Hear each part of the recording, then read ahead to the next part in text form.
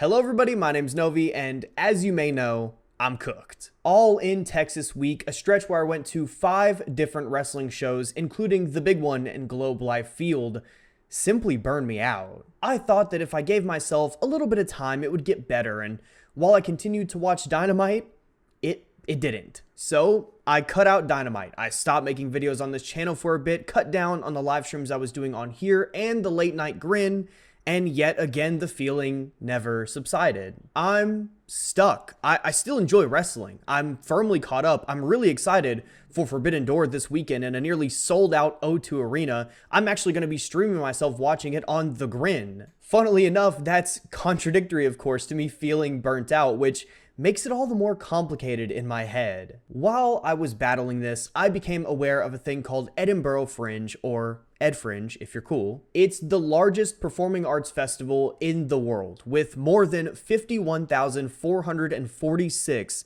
scheduled performances taking place in 2024 across a nearly 4-week span in the month of August. You can see pretty much anything you want there at pretty much any time of the day, as there are constantly shows running, given normally an hour or so block each. These shows can range from one-man mime performances to drunk Shakespeare and all that comes between that, which would be anything in this case. That's able to happen because Ed Fringe was established in the name of artistic freedom, splitting from the Edinburgh International Festival in 1947 to get away from the selection committee style of that event. Nowadays, if you can fund it, you can perform pretty much anything you so choose, making 2 shows, Chokeslam and Mythos Ragnarok, possible. These are plays that use wrestling as their vehicle, and in my admitted funk, I became enamored with them. I absolutely love the idea that wrestling can be anything you want it to be. It can take many different shapes and forms in terms of the way we enjoy and interpret it.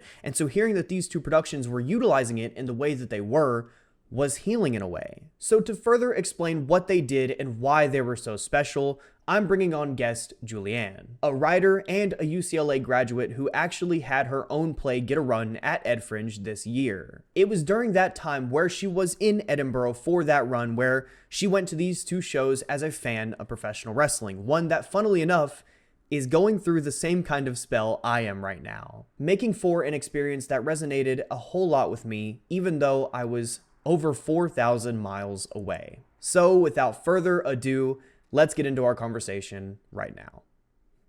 Julianne, it is absolutely fantastic to get the chance to speak to you today. After coming off a week in Edinburgh, Scotland, how are you feeling? How are you recovering? I've been recovering with a lot of sleeping at 8 p.m. and sleeping for like 12 hours a day. But mainly I am quite pensive and a little sad. I feel like Edinburgh was another world. I think like Edinburgh Fringe is like a dream for a lot of people who love theater. And I just met so many artists there that were so passionate about what they were doing and believed so sincerely in what they were doing. And I felt like that was really inspiring and emotionally profound for me personally.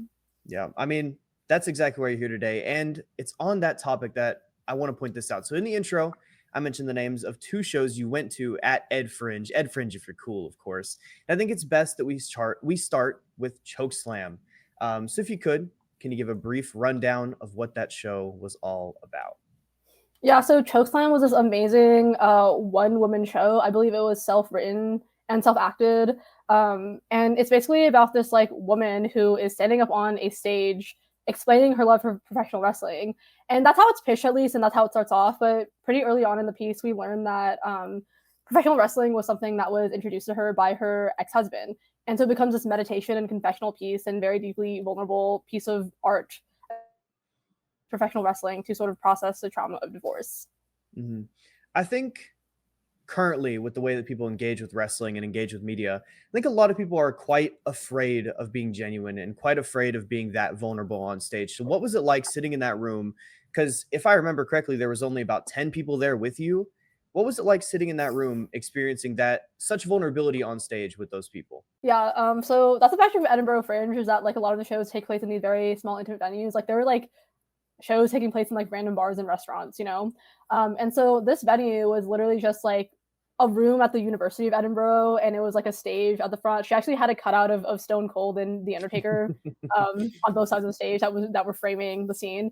And then there's just like folding chairs in front of it, and it was just like 10 it was like 10 people, including me. I felt like that experience was just very intimate because it was such a small audience. She made sure to engage with us, like, you know, eye contact, et cetera, and just sort of playing to us individually. I feel like it was quite powerful because she is a woman who is sort of going through this trauma for the sake of her art, and also going at it through the lens of professional wrestling. And I felt like that was sort of the first time I really saw myself in someone who was making art from pro wrestling, I suppose. Like, I don't know. I don't necessarily think it's something that is entirely gendered, because I think anyone who is shown to like anyone who like tries to be like very vulnerable about like their love for wrestling, or just vulnerable in general, especially on the internet, I think is subject to a lot of harassment and a lot of like hate, you know. But I do think that it is true that it is more severe with women, especially when she's talking about something like marriage, which I think again is a very like touchy subject, I think, to talk about as a woman.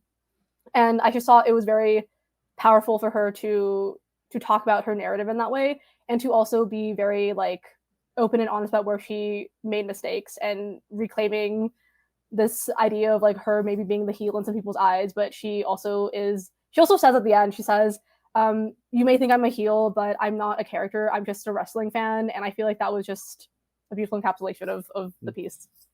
Yeah, I think it again goes back to that kind of thing where I don't think wrestling fans are so tapped in or so interested in being genuine about things. So I don't think that about you. I think you're very honest about your feeling and your genuineness when it comes to wrestling. Thank you. So you've written a couple things. A couple Oh, things is this about me? Yeah, it is about you. You've written about Wheeler Yuta. You've written about No Will way. Ospreay and Hangman Holy fuck. Page Have a couple I? times. You have a couple times Oh actually. my god, that's crazy. And you say this is the first time you ever saw like that level of vulnerability in someone else. Is that something you kind of hope to see more and more from wrestling fans in general? Honestly, yeah, absolutely. I think of someone who like has grown up a lot around like, you know, I'm an English major, and I feel like from when I was a little girl, like I've just like loved so many different types of media. Like I loved anime when I was in middle school, and I would just read essays about anime and write really annoying blog posts about it, you know. And to me, I think wrestling fans seem to have a very restrictive way of talking about wrestling as a medium. I suppose like it feels like we can only have the same 5 conversations, and I think a lot of the way that we critique wrestling and engage with it is sort of stunted by this idea of objectivity and rationality. Like, I think that people think that to be a good critic or to engage like analytically with something, you have to be very rational and objective. But at least like for me, I feel like, for example, with my professors at UCLA, like a lot of them were studying things that they were so passionate about and they had personal connections to. And to me, I think it's more interesting when there is that layer of subjectivity and that layer of sentimentality. And yeah, I feel like honestly, like wrestling would be so much funner if people were just not afraid to care and to really go into why something moved them. And I don't know, I think that like, yeah, you know, I'll stop there because I feel like I talk about this like once every like 5 business days, like every like I just like talk about this all the time. So maybe I should just like stop before I like go off. Yeah. You're good. You're good to keep going. I mean, this is something I've resonated with a lot as of late because, like I said at the top of this video, I'm a little tapped out, and that's honestly because of the way that people talk about wrestling. I'm sick of the same subjects being repeated over and over. I'm sick of the same discourse. Sometimes I just want to share in the love of things, and I feel like in that theater, and hopefully in the comments of this video or online, we could see a change where people can share in the love of wrestling. I feel like that's something you definitely would like to see more of. Yeah, absolutely. I think I'm also a cinephile, derogatory, but I think lately there's been a lot of talk about the seat of the film critic and the value of criticism, because the Chicago Tribune just got rid of their film critic, and there's this piece by film critic Robert Daniels where he basically talked about how criticism is a vehicle for empathy. And I think that's again going back to my point about sentimentality and subjectivity being part of engaging with art. Like, it doesn't have to be the super academic, like rigid thing where like we can't feel anything because we sort of have to be objective about things. Like, he basically said that criticism is also about it's not just about like saying why something is bad. It's also about being able to articulate why something is good. And for someone who is a viewer who may not have the language to articulate themselves, I feel like the critic is a good middleman in terms of like bridging that gap between like the piece of work and also the viewer. And I think again, it's like I feel like to have a more productive discussion about wrestling, it's like you have to be able to allow the art to move through you. Like I think that you can't just like have this very closed off, like I'm gonna be so objective and critical and objective critic about this, when I don't think that's like how art is meant to be perceived and witnessed in that way. Yeah, I don't know. I think we see that a lot when people talk about like their favorite matches of all time, and you'll hear like, you'll hear the usual stuff like, oh, I love Austin and Brett, and I love Kenny and Okada, and those things can be very true. That art can resonate with you fully, but I think a lot of people can tell whenever you're being not true to yourself, and I think that's a big thing that people should try to be more in the IWC. That's something that I want to see. It's something that would help me engage with it more, is if people are just true to themselves. No matter if they feel something is good or bad, and they really articulate that. I think we both agree on that front. Yeah, and I think that's why I'm not like a big star rating person. Like I'm not gonna say that there's no value in star ratings. I think there is obviously value in making quality judgments like that, because I think in any medium, it's like you have to understand why things are good and have like a sort of litmus test or like a standard to measure like quality towards. But to me, I think star ratings don't really say anything. It's like I feel like it's more important to articulate why you feel that way. And to be fair, I think when we're talking about the IWC, I think a place like Twitter is not necessarily the best place to have those conversations because of the character limit. And I'd say that like as someone who grew up in fandom, this is like a sort of a side tangent. I think I've always thought that like Tumblr was like a better like fandom vehicle, because like you can just write essays on there, but like I think that like the actual format of Twitter does not really lend itself to like productive discussion. And I mean, I always like wonder like why it's Twitter that like a lot of these online communities have ended up on. But to be fair, I think like there's not many like alternatives anyways. So yeah, Twitter's just so connected. It's kind of hard to like imagine any other place, because everyone's just on Twitter. So it's kind of like, where else do we go? And I think there are some places that have been opening up. I mean, Dropkick exists now. I don't think it's necessarily a perfect platform just yet, but it's being worked on, it's being developed, and I think that could end up being a place where there could be actual wrestling discussion. But even then, I feel like that place gets bogged down a lot by this discourse talk and stuff like that as well. So I don't know. yeah, Will there ever be a place?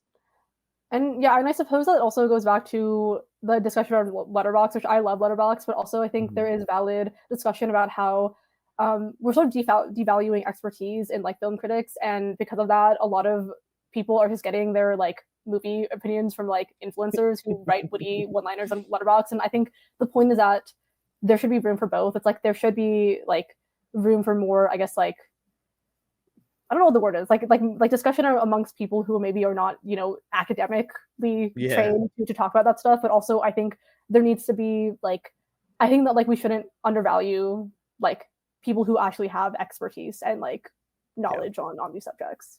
People who study it a little bit, who kind of know how to articulate their thoughts a little better. They study the tape. And I don't know of a college that necessarily does, wrestling class, but some people do study the tape more than others. I'll say that. I think that becomes pretty clear pretty fast. Yeah, actually on that note, I want to shout out, there's it's like the Pro Wrestling Studies Association. It's like this online journal where it's basically just a collection of academic essays like written by like actual scholars in various fields. Like there's like historical like lenses to it. There's also like analyses on like specific like parts of wrestling. I think there's an essay that I read that was just basically about like Samoan identity and its portrayal in wrestling. On that note again, there's a really great book called Steel Chair to the Head, and it's another collected like anthology of essays that's about like pro wrestling from a more academic view, which I read when I was first getting back into wrestling. And I feel like there are a lot of essays in that collection that really helped me. I actually wrote like an essay that like used like one of the pieces from like that book as like the basis for like the research for that. I think I don't know. I don't want to keep going off, but I think honestly, like, I think honestly, people should just be willing to say like wild and out of left field things about the art that they love. The essay that I'm talking about, it was basically this essay that was analyzing wrestling through the idea of S&M and kink, because essentially, since like a lot of the wrestling violence is like performed, it's more about like the actual performance of pain and like the endurance of pain. Mhm. And so like because of that, it's like you can read it as like an S&M performance.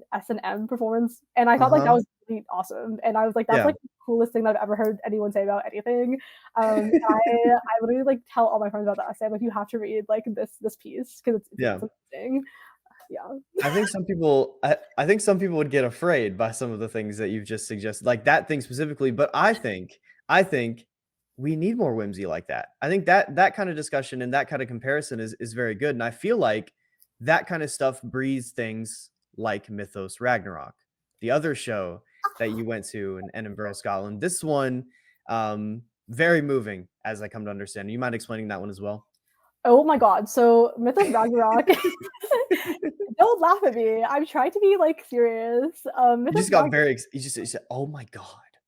You're locked in, ready to Yes, go. Mythos Ragnarok is the world's only theatrical professional wrestling production. It is basically a retelling of Ragnarok. Basically, his various stories of like Norse mythology. I'm not going to go into like Mhm. Norse mythology because I feel like that's not what we're here to talk about. But honestly, cool stuff. And it's basically told through the lens of professional wrestling. I basically the stage is like it's one of the venues in Fringe that has like a more untraditional like Mhm. format. It's part of the circus hub, so basically it's like a bunch of shows that take place under circus tents. So you basically go into a circus tent to watch Mythos Ragnarok, and you see there's like a ring in the middle that has no ropes, and then there's a little like entryway where like basically various gods will like walk in, and like there's like entrance music, and like they like fight each other, and there's like super Mhm. melodramatic dialogue, and they interact with the audience. The coolest thing ever was that a lot of the people in the audience like didn't seem like wrestling fans, but like they intuitively knew when to boo and when to cheer, and I thought that was really awesome. Yeah, I think that's the spirit of the game. I think pro wrestling has a way of translating beyond what people kinda let it say. I think many normal people, if they go to, like, a wrestling show, there aren't wrestling fans, not normal people, but you know what I mean. I think they do intuitively feel the emotion of professional wrestling, and I feel like a lot of people, as they watch more and more, they kinda stray away from that, and they stop feeling it. They stop letting it just kinda course through their veins, and they just try to watch it and blankly stare at it. I wanna see more of that stuff. I wanna see more of those shows, you know what I mean? Yeah, it's I actually don't know if the playwright. My God, I need to just like pick at his brain for years because Jesus Christ, I was just sitting in that audience and I was like, I'm so jealous of like what this person has done. But Mhm, to my understanding, he's just like he like literally always thought that professional wrestling was ignored in the performing arts, and he was just like, I want to write a show that like bridges the gap between pro wrestling um and theater. And I was like, that is such an admirable thing to just sort of have an idea and go for it. Um, and I saw like a lot of people because I was there with like the cast of my show and like some other people that we were like traveling with, and a lot of mhm. them were like, "Whoa, that was really cool." And I think it's like it's kind of interesting how wrestling lends itself to be in conversation with other things like theater, like mythology, Yep. even like that is so old and yeah, that is so old. Very true. Yeah, very true. And I think it kind of speaks to like wrestling's versatility as a medium. I think personally, like I am someone who's always been interested in wrestling in that sense. Like I feel like if you know me, I'm always like, wait, but like wrestling is literally like Greek mythology. It's like, Yeah. wrestling fans should read the Iliad. That's like one of my biggest takes. That's one of my biggest takes is that like every wrestling fan should read the Iliad, and then they Mhm. should read like the Orestia, and then they should read Shakespeare. And then I Yep. feel like you'd probably understand wrestling a lot more. And they should also watch.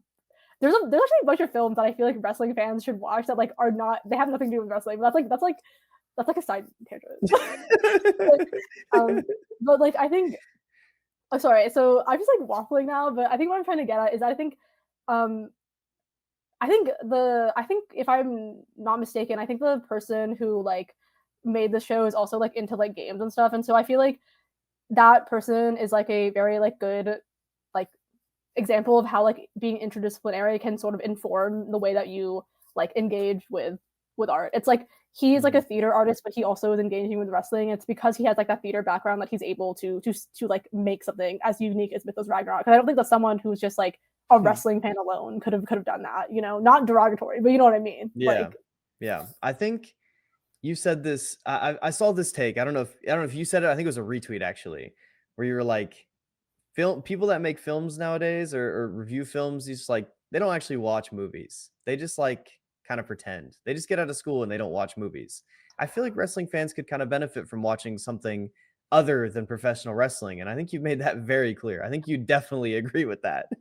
I believe that, and I think honestly, like, it's also a matter of like keeping a healthy distance from your passions. Like, listen, I understand like hyperfixating. Like, I'm a number one hyperfixator. Like, I hyperfixate on things so hard. But I think honestly, like, sometimes when you're so in it, I think that like you don't have like the hindsight or like the perspective to see like outside of like that discourse. Like, to me, um, like it's like I think that like distance from wrestling has like helped me like have a more like I guess like I don't want to say rational because I said that rationality is stupid and it is, Mhm. but I think it's helped me have a more like clear-minded view on like how I feel about wrestling because I'm doing like all these other things. Like I'm reading like a wonderful collection of queer gothic short stories by this Irish author who I think is very lovely. And then Mhm. I obviously got to see a lot of theater in Edinburgh, and to me I think all of those things have been always been intertwined. It's like I'm not a WWE fan anymore, but like when I was younger, I feel like watching like the melodrama of WWE in like the fifth grade that made me interested in theater, and I discovered musicals after that, and then I started doing like theater in college, and then I went to Edinburgh Fringe because I wrote a play. It was a So that's gateway kind drug. of, yes, exactly. To me, like wrestling and theater have always been so intertwined in my mind. It's like the same things that I love in Greek tragedies, that I love in Shakespeare, and that I love in things like I don't know, like performance art. Like the spirit of wrestling is in them. And I think Mhm. honestly, like I know that like these tweets are jokes, but I love when people are like, "Oh, keep theater out of wrestling," and it's like, okay, you don't know what the fuck you're talking about because theater can be anything. Like, yes, it is like these sort of like very like overly sincere and melodramatic musicals, like these big numbers and set pieces like you see on Broadway, but also like Mhm.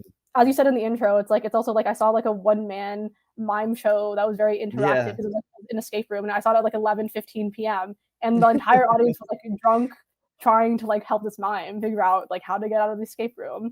Yeah. And it's also like things like Chokeslam or whatever. It's like there's a lot of I think theater is like not meant to be a theater is like not a restrictive term, honestly. And Mhm. I think if anything, it gives us a more expansive language for thinking about wrestling and contextualizing it in like the Yeah. history of art. You know, because I suppose like pro wrestling as it now stands is a relatively newer form. So I feel like connecting it to things like theater like gives us a wider breadth to look at, and I think that's good for discussions, to be Yeah. honest.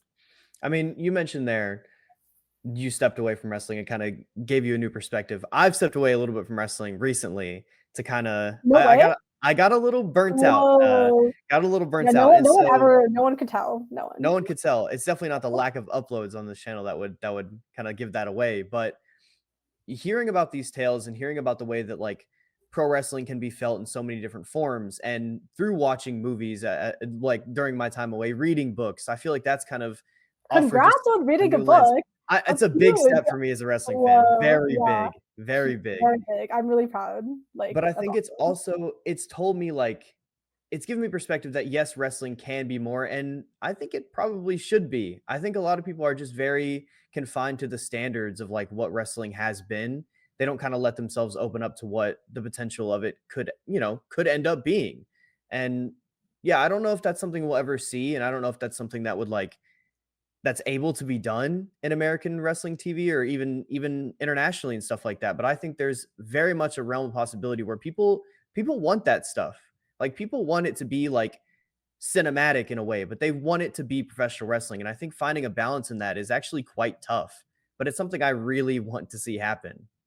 Yeah, and I think honestly, it does go back to the fact that maybe you shouldn't just watch American like wrestling TV. I mean, You know what I mean? I think yeah, I think it comes with like supporting like the productions like Mythos Ragnarok or Chokeslam, and obviously I think I'm so lucky because like I don't think a lot of people will get access to those shows, but I feel like just like keeping a lookout on for like cool like on traditional projects like that that carry the spirit of wrestling is really important, because honestly, like I think it's like, yes, like wrestling is theater, but theater is also wrestling. Like it's like the verse is also true. It's like Fringe has like 4,000 shows. A lot of the like to get people to come to your show, you have to be out on the streets flying, and oftentimes you're playing to like a crowd of like 15, 20 people. But like honestly, some of the best shows that I saw at Fringe like had like 15 people in the audience, and those actors were like performing like it was like their lives depended on it. And I feel like, and I think that's that's the very spirit of the independent game. wrestling. That's That's the very spirit of the independent wrestling game. of them, to be honest with you. Just that's how it was back in 2000, the early 2000s, where these grapplers that we all know and love today would wrestle in front of a couple hundred people in a high school gymnasium, and that's where the game was learned, and that's where the game was felt. And I will say there was a moment where I like ran into this like playwright, and he was like advertising his show on the streets, and like he couldn't come to our show because like our shows were at the same time, which sucks. I really wanted to see his show, but then we like randomly just got into like 30-minute conversation just complaining about like directors and like the way that people the way that like people like have handled our work. And I just felt like, oh my god, like, you know, the workers from like the different promotions are just like spilling like each other's like tea. It's like, it's crazy. So like, and it's funny because like I was supposed to be flyering, and like I literally was just like standing there like I'm gonna complain actually. You know, sold. It's like, yeah, I'm no selling it. I'm sandbagging like this entire production because I'm annoyed. And like I think that honestly a lot of wrestling fans would really think that like theater stuff is like really funny if they like open their minds to it. But like I think that like a lot of things that hold the essence of wrestling are like not wrestling. Like I have this like one of my favorite authors, Angela Carter. She like writes like very purple prose, which means it's very like full of metaphors, like basically like the annoying pretentious stuff that like a lot of people are like, that's bad writing. And basically someone in an interview asked her like, you write like a lot of purple prose, so like what's your response to the critics? And she's basically just like, so fucking what? She's like, if I want to write that way, then I'm going to write something. And I think Angela Carter is a real worker, and she's also like one of the writers that has really inspired me, because she just has this like kick-ass like I'm going to do whatever I want attitude. And I think that's something that exists everywhere, not just in wrestling. So yeah, Angela Carter is a real worker in my mind. Everybody read The Bloody Chamber, my favorite short story collection of all time. Yeah, sorry, that was another tangent, but I just wanted to add to your point about. That's okay. You've given the people a lot of recommendations here today, a lot of them, and Yeah, I think they're all quite good, to be honest with you, because you know you made a point there. Wrestling can be felt in so many different forms, can be felt in so many different ways, can be seen in so many different things. So I'm very curious, how do you see wrestling now coming out of that? Because I said in the intro, we're both kind of in the same place. We're both a little cooked on the game, a little tapped out. What do you feel about the state of wrestling coming out of those two shows, coming out of these two wonderful interpretations of what wrestling can be and can mean to people? I think what's always resonated with me about wrestling is that it's like such a niche, but like I think the best wrestlers like aren't really trying to play to like a mainstream crowd. It's like they literally do it for like the people who understand. And I feel like that's always resonated me as someone who writes like weird little stories that like I'm always embarrassed to show, because I'm like I wrote like a story about like this housewife who's like in an unhappy marriage, and so she cannibalizes herself because she's like upset at her husband. And I was just like I was like, this story is so strange and weird, and like what am I doing, you know? But like there were a few people in my creative writing class that really liked it. Sorry, that was such a random tangent. I'm just so silly like that. But like in a weird way, I think that like because of like how melodramatic wrestling is, and how I think a mainstream audience like is probably never gonna understand it the way that like fans do. I think it takes a lot of sincerity and authenticity to go for it and to be passionate about something like that, when you know that like maybe like the vast majority of the world is not going to understand it the way that they do, like, and they won't respect it the same way that they respect like an actor or like a filmmaker or something. I said this thing about wrestling to my friend where I said I think wrestling at its best is pure feeling. It's like one of the actors that I worked with said this really cool thing where he basically said acting is when dialogue stops, because when it's like you're just on stage, you're like reacting to things, dialogue will tell the audience how you feel, but like it's more subtle to do it in like reactions and stuff. And so it's like pro wrestling, kind of like dance, I suppose. I think a lot of it like, yes, there's a dialogue aspect of it. Like, yeah, sure, promos are like important, whatever. Like, someone in the comments like, oh, like actually there's promos. uh, but Actually, if you didn't know, there's backstage segments, actually. yeah, but like, I think there's something really like raw and like very like primal about like a performance art that takes place specifically without words and through action. And in my opinion, I think all of the best art and wrestling included, which I feel about my favorite matches, it sort of transcends like anything concrete. It's like not necessarily about like breaking it down into like every little part. It's about like the holistic experience of it, and like it sort of transcends into this realm of pure feeling, this pure like emotion, you know. And I've always seen wrestling as like theater. I believe this about theater, even though I have beef with mainstream theater. That's another brand for another day. I do not like mainstream theater. I think wrestling is honestly like at its best. It is one of the only art forms that I feel like is untouched by irony, because the thing is everyone knows that it's fake. So I think that like whatever, like sue me for wrestling's fake. Come on, guys. No need to say that it's people. Like, there could be kids watching. They don't know better. To me, the triumph of wrestling is when they make you believe, and I think that that's so sincere, and that's something that I think is so pure, especially in this age where it feels like apathy just reigns supreme. It feels like no one wants to feel anything, and so for wrestling to force you to feel something, I think is so special. This is something I feel very strongly about, especially as someone who is in the arts myself. It just feels like no one wants to care about the art that they consume, and that makes me sad because I care so much that it makes me look insane. It makes me look crazy. I remember being in a film class at UCLA. UCLA Film was one of the best film programs in the country, and it was for like Latin American, Asian, and African film. And during the screenings, like everyone was like on their laptops, and they showed this like indie Filipino film from the 70s called Perfume Nightmare that I was literally sobbing in my chair. I like, this film means so much to me. Like I want to like throw up, you know, and like it just felt so humiliating to be like the only one in the class that like cared, because I was like, I love cinema, I love Filipino film. Like, why is no one else like insane right now? And like that's how, like, I'm not even gonna lie, I cry at every single theater show that I go to. I saw Hadestown first note of Road to Hell, I started sobbing. And like what I'm trying to say is that I think I don't like the word consuming. I think witnessing art and engaging with it is a fundamental part of being human. I think without art, without beauty, without poetry, we are simply nothing. And it's like, I think that to feel anything at all about the things that we engage with is such a blessing. And I feel so cynical sometimes because of things like AI and the way that people just don't want to think about anything that they consume.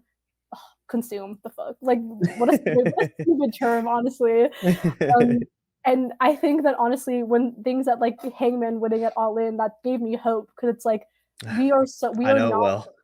It's like we have not forsaken our humanity. We still have love left in us, and it's like I think that is the future that we have to fight for. Like I don't know. I think sometimes I'm just so upset. Like this is such a rant. I'm so sorry, but genuinely, like I cry, I sob, I cry my eyes out because I feel like there's just so much beautiful art in the world, so much beautiful poetry, and so many films, and just good wrestling, and it's like no one wants to feel anything about it, and it's like I feel everything all the time, and it's like I just want people to not be afraid to care, because I think that is the only way that we stay human, is to care, and to care about what other people are doing. Yeah. Sorry, that was such a long rant, but like people don't understand. People don't understand. They don't understand. But to basically sum it up, you're begging wrestling fans to gaff. That's basically what you're asking. And you're not just begging them to gaff. You're begging them to gaff sincerely. That's what you're really thinking. Guys, it's okay not to gaff, but you have to be sincere about not gaffing. The way that you have to be sincere about gaffing. It's like if you care about something, you better do it with your whole chest. You better be like crying about it. Because I just feel like you gotta scream when Hangman wins. You gotta scream when Hangman wins. You gotta scream, and you can't accept anything less than something that feels like that. It's like, why would we want? It's like, I think about movies. It's like, why do we want movies to be dumber? Why do we want movies to make us feel less? It's like, I think that we need to feel everything. Yeah. because that's how they win. I don't want to say who they are because I don't know. Like, The it's like mysterious they. it's like people want us not to care about each other, and I think that's like the basis of it. It's like I think it's not just about caring about art; it's about also caring about like each other and caring about ourselves. Because I think art is like a way to witness ourselves, and Mhm. it's like if you're not letting the art move through you, then you're just sitting there and you have no feeling, and you're just letting yourself become a robot. It's like what is the Yeah. point of that? You know? Yeah. So Sorry. don't let wrestling. This is like a subject that no one should ever ask me any opinions on because I will literally like, go off It for like was 5 very it minutes. was I'm very so sorry. dangerous. It I'm was so very fucking dangerous. sorry. I knew what I I'm was getting so myself sorry. into. It's I'm so sorry. you're good because I'm like, I God. resonate with those feelings. I want people to care. That's the kind of stuff that gets me like to the point where I am is seeing all the irony and seeing all these people not actually caring and seeing some people on screen not caring like that. It's Like, sometimes like that I feel it. Everyone oh my feels it. No one God. just says it, you Literally, know? like, I think that, like, even, like, in just, like, all the arts, it feels like people are just so, like, obsessed with, like, their own ego, and they want to, like, be famous and stuff, and that's fine, but it's, like, sometimes I look at people who are, like, in theater and stuff, and I'm like, "Why do you love this? Why are you here when you're only talking about your resume and, like, all this stuff?" It hurts my heart. You know what I mean?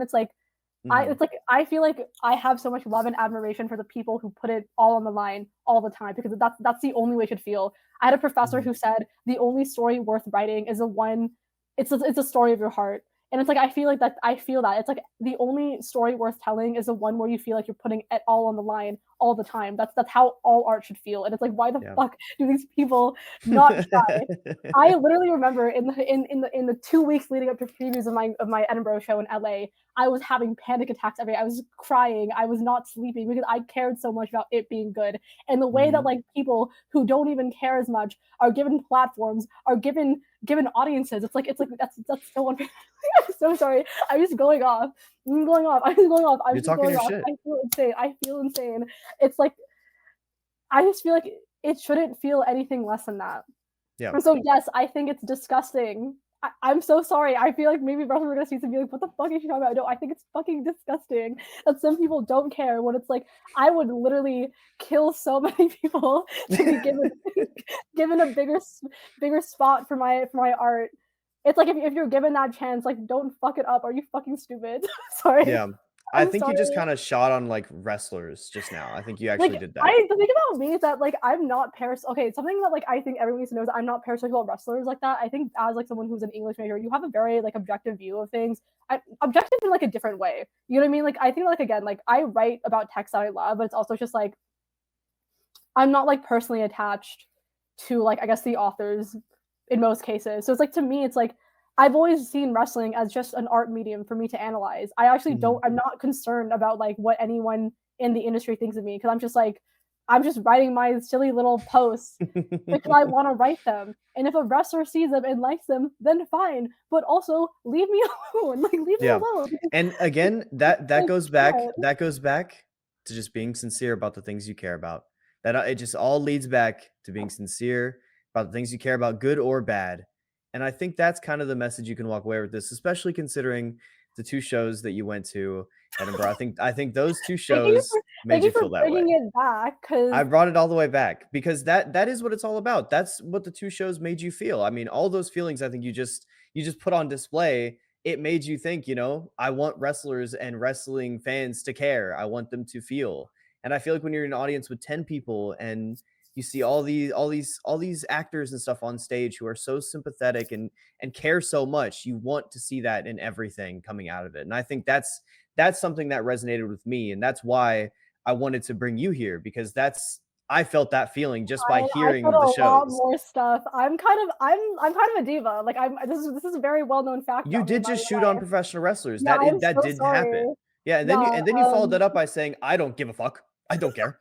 That I don't. You see my fucking necklace and my fucking jewelry, it's like, I'm so fucking cute. It's like, I don't really care what anyone thinks of me. Like, fair. yeah, I remember after Chokeslam, I'm a very, like I don't know, I don't get starstruck that often because I think as someone who I guess has been, like, in theater and stuff, it's like I feel like I know the type of people that, like, occupy these spaces a lot of times, and so I'm honestly simply just not someone who gives people the benefit of the doubt like that, and you know, to each their own, I guess. But I think that's also why I'm not someone who is so like enamored by a lot about wrestling, about wrestlers, because like I feel like I've dealt with people like that in my life, and I feel like if you follow me on Twitter, you've seen me complain you've seen about things. Don't follow me on Twitter if you want wrestling tweets, by the way. I don't tweet about wrestling like that. But after Chokeslam, what's also beautiful about Fringe is that a lot of times the actors will wait after the show to talk to you. So I literally remember just waiting, very nervous after Chokeslam and being the only one left, and just walking up to this woman and being like, "Thank you so much. Your art and your vulnerability made me so seen." And I just like, kept saying, "Thank you so much. Thank you so much." Like this show like means so much to me as like a female professional wrestling fan, but also as someone who loves theater and loves to make art in this way. And I was just like word vomiting to her. I was just saying like these are all the things that made me feel seen in your show. And then she literally like just like smiled at me, and then she just gave me like free merch, and then we just parted. And I thought that was just like so beautiful and so human. But it's also like you have to allow yourself to be open to that sort of connection for that to happen. And I feel like a lot of people aren't. Yeah, you have to. You have to let yourself feel. Editing this. I'm so sorry. And guess what? This will just be a podcast at this point. It'll just be a podcast in the video, because I think it does highlight a lot of things that I've been feeling. I think it's good to speak about these things through a different lens than just they're gonna think I'm this so is dynamite. For caring. They're gonna think I'm so cringe for caring. But isn't that the whole point though? Isn't that the whole point? Like it's actually good that people care that much. It's actually a positive, I would say. And I wish more people did. And I think coming out of this, I think we should settle on like one thing, like one line to give to wrestling fans that are watching this right now. You give me one line. What would you say? You have to gaff more about everything, not just wrestling. Gaff about everything. Yes. There you go. That feels very true to you, Julianne. And all of the things that you said and all the things you talked about, they will be linked below. And I know that the Chokeslam, the woman who performed that show, she does stream, right? She does like wrestling watch-alongs and stuff on Twitch and all those different things. But also, I swear to God, if anyone is rude to her, I will deal with you personally. Like, I'm not even kidding. Yeah, this is a positive link. This is a positive link. This is a link in good spirits. That woman is my mother. I literally felt like she raised me like, in that hour-long show. Well, she'll be linked down below. Maybe she'll raise more people. I was literally on the verge of tears for that entire show. She kept making eye contact with me, and I literally was like, I'm gonna I'm gonna have a mental breakdown. Like it was bad. And, like I just like. But that's gaffing. But that's gaffing at its core. You have to gaff. It has to gaff. Like, you have to gaff all the time, because if you don't, like, that's how you lose your humanity, and that's how you lose everything. Because if we don't feel anything, then what are we? Yeah. And maybe that should be the tagline. Maybe that should be the one, you think? That's so philosophical of me. Sorry. But deep into your bag on that one. My bag goes even deeper than that. The crazy things that I have said in the past. Whoa, as a car revving outside, it felt how philosophical it got in here. It was very that was an emotion. But this has been a wonderful time, Julianne. I hope that people have enjoyed this podcast. I think you're just saying that. I think this kind of stuff, I think people are afraid to put it out there, and I'm just gonna put it out there because it's a genuine conversation with a fan of professional wrestling who also gaffs really hard about other stuff. You know what's crazy? That I say I'm a fan of professional wrestling. I talk about wrestling for like 2 seconds during this entire episode. So that's awesome. But here's the thing. You very much did. However, people can make the comparison between the two, the things you're saying and wrestling and the way they interact with wrestling. I think that's enough, right? I think that's good. Nobody asked me about my thoughts on Shakespeare and professional wrestling. No one asked me that. We're not going to do that here. Okay, I just try to bait you, but it didn't work. So it was close. I nearly said Shakespeare, but I'm gonna let it go for now. Juliet. Oh my God. There could be another time. But if people want to see your non-wrestling related tweets or anything else that you want to tell them to see, what would it be? What do you want them to look at? Don't follow me on Twitter. That won't even be linked down below. Fuck them. Yeah, don't follow me on Twitter because I just tweet about the books I'm reading, and then sometimes I tweet about like Catholicism because I'm really obsessed with saints and medieval literature. So if you want to see me tweet about like Joan of Arc, then I suppose you can follow me. But then like, I'm not tweeting about wrestling. Know what you're getting yourself into. I still gaff. Like the thing is, like, I don't gaff about that. I gaff about like art, but I don't gaff about people seeing my tweets. But here you don't gaff about people seeing your tweets, but you do gaff about wrestling, just in like not a I watch wrestling and then gaff. Very specific way. I gaff about wrestling in terms of like the human, the indomitable human condition. The human condition. Oh my god. Yes, I do. I gaff about wrestling in that way, and I also gaff about wrestling as like poetry. I think wrestling is very poetic. I would love to see more wrestling poetry. So if you're a poet and you write about wrestling, send it to me because I would love that. Everyone, you have your orders, but this, Julianne, has been wonderful. I very much appreciate you coming on. Very much appreciate you talking about this stuff. And I think after this, I'm gonna have to cook up something good because after this, I'm gonna start talking, just me. And so I'm gonna have to like say something profound afterwards. I feel like I have to. I think I feel like I said something profound by myself, so I don't like, I feel like that's true. I could just let it be there. I just let it. Okay, there you go. That's the end of the video. I mean, it won't be, but okay. I think I'm like revving up. I'm revving up. I think that people should create more. I had this mutual who, bless her heart, she basically wanted to write more about wrestling, but she was like, I feel like it's so cringe for me to start a blog and stuff. And I literally replied to her and I said, why not do it anyways? 2025 is a year of sincerity. And then a few months later, she wrote an essay about how Hangman winning it all in really moved her. And she quoted me in that essay. And I think honestly, like, it's not just about witnessing art, it's also about creating in the way that you want to. Like, obviously, Novi, you make these wonderful videos and you're on like streams and stuff, but it's like, you know what, if you want to write a wrestling poem, even if it's kind of bad, write a wrestling poem about your favorite rivalry and send it to me. If you want to like make a short film, make a short film. You know what I mean? Just create earnestly. Create earnestly. Just make things. Like I think what I will say to leave on a profound note is that I think in this age of apathy, anti-intellectualism, and just like the devaluing of the arts, I have been really contemplating what it means to be an artist and what it means to be someone who believes in the value of art even now. And I'm currently working my post fringe play, my first post fringe play. I can speak, you guys. Oh my goodness. Is that, again, I think for a lot of wrestlers, it's about honor, I suppose. It's about laying it all on the line. And so basically I'm working on this like play it's this like dystopian play. It's like a sci-fi play, and it's basically about this like promotion of wrestlers who is like about to put on their last show because in this like dystopian world, the arts have sort of folded under late stage capitalism and just climate collapse. And so they're just like one last hurrah, one last like time to leave it all on the line. And it's basically just like this piece about them contemplating mortality and legacy and like what it means to be an artist as an act of rebellion in an age like that one, but also perhaps the one that we're currently in. And like, do I think anything is going to come out of it? I don't know. The thing about Fringe is that unlike a lot of other festivals, there's no barrier to entry. It's like if you have the money to put up a show, you can put up a show. And so there's fringes all around the world. There's one in LA.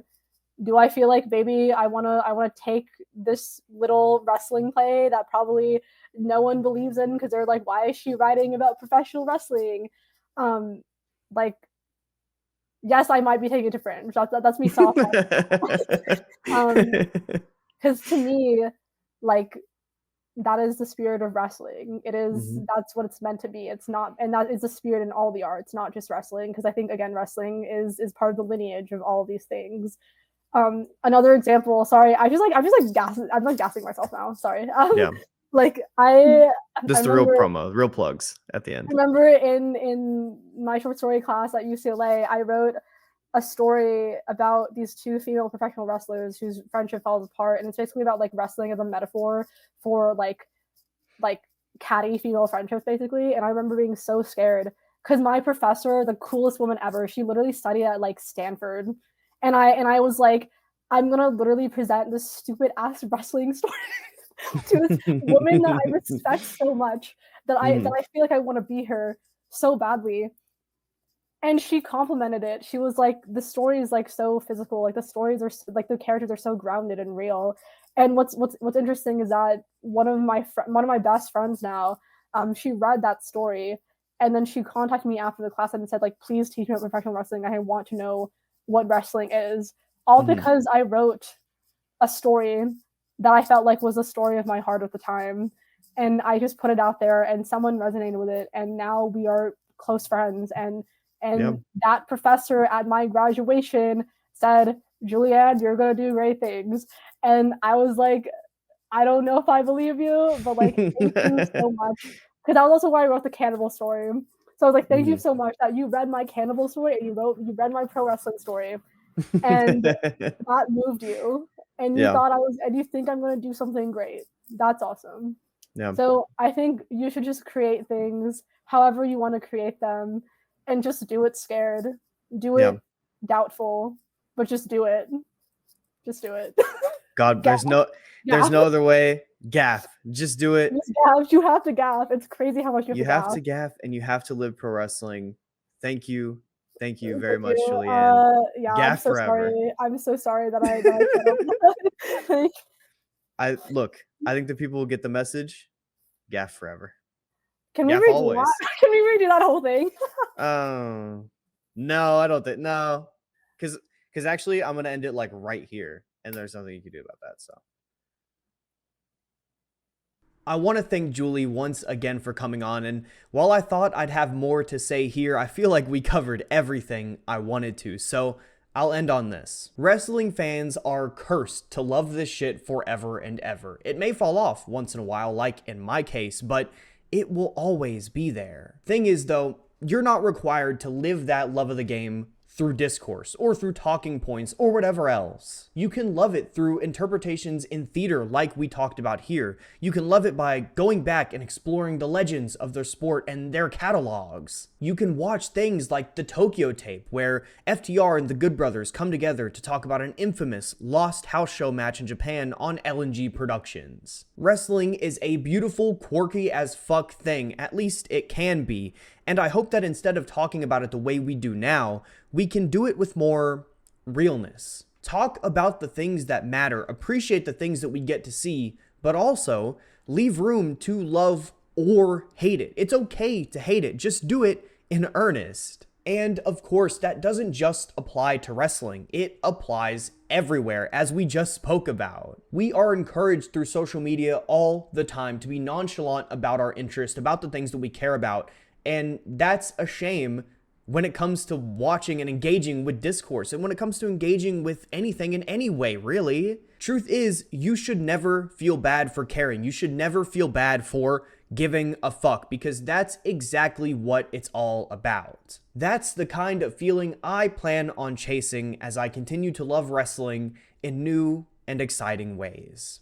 Thank you all so much for watching this video. If you enjoyed, make sure to leave a like down below, comment your thoughts on anything you might have to say when it comes to this video. I know we talked about a lot, so whatever you got, drop it down below. And of course, don't forget to subscribe to the channel, where we're always talking graps. Much love to each and every one of you. Stay safe, be well, and remember to gaff. Have a good one, folks.